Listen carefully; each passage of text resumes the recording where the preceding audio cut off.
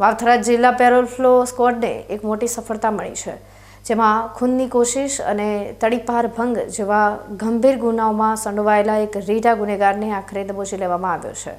આ શખ્સ પોતાની સોશિયલ મીડિયા આઈડી પર તીક્ષ્ણ હથિયારો સાથેના વિડીયો અપલોડ કરી સમગ્ર વિસ્તારમાં ભયનું વાતાવરણ ફેલાવતો હતો, જેને પોલીસે દહેગામ પાસેથી ઝડપી પાડી જેલ ભેગો કર્યો છે। વાવથરા જિલ્લા પેરોલ ફ્લો સ્ક્વોડની ટીમને એક ચોક્કસ બાતમી મળી હતી કે દિયોદર પોલીસ મથકના ખૂનની કોશિશ જેવા ગંભીર ગુનામાં સંડોવાયેલ અને છેલ્લા 8 મહિનાથી નાસ્તો ફરતો આરોપી ગણપત સુબા ઠાકોર કોઈ નવા ગુનાનું કાવતરું રચી રહ્યો છે।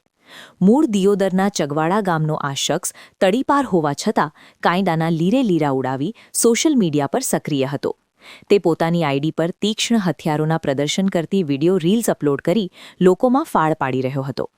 પોલીસથી બચવા માટે આ આરોપી સતત લોકેશન બદલતો હતો, પરંતુ પેરોલ ફ્લો સ્ક્વોડની ટીમે હ્યુમન ઇન્ટેલિજન્સ અને ટેકનિકલ સર્વેલન્સની મદદથી તેનું પગેરું દબાવ્યું હતું। તપાસમાં બહાર આવ્યું કે આ આરોપી ધરપકડથી બચવા માટે કચ્છમાં એક ટેન્કરમાં ક્લીનર તરીકે કામ કરી રહ્યો હતો। બાતમી મળી હતી કે તે વડોદરાથી દહેગામ તરફ ટેન્કરમાં આવી રહ્યો છે, જેના આધારે પોલીસે ગાંધીનગર પાસે વોચ ગોઠવી તેને દહેગામથી દબોચી લીધો હતો। આરોપી ગણપત ઠાકોર અનેક ગુનાઓમાં સંડોવાયેલ હોવાથી દિયોદર પોલીસે તેને સાથે રાખીને ઘટના સ્થળનું રિકન્સ્ટ્રક્શન પણ કર્યું હતું। જ્યારે પોલીસ આ રીઢા ગુનેગારને જાહેરમાં લઈને નીકળી ત્યારે તેને જોવા માટે લોકોના ટોળેટોળા ઉમટી પડ્યા હતા। આ કામગીરીથી વિસ્તારમાં પોલીસનો ખૌફ અને જનતામાં સુરક્ષાનો વિશ્વાસ વધ્યો છે।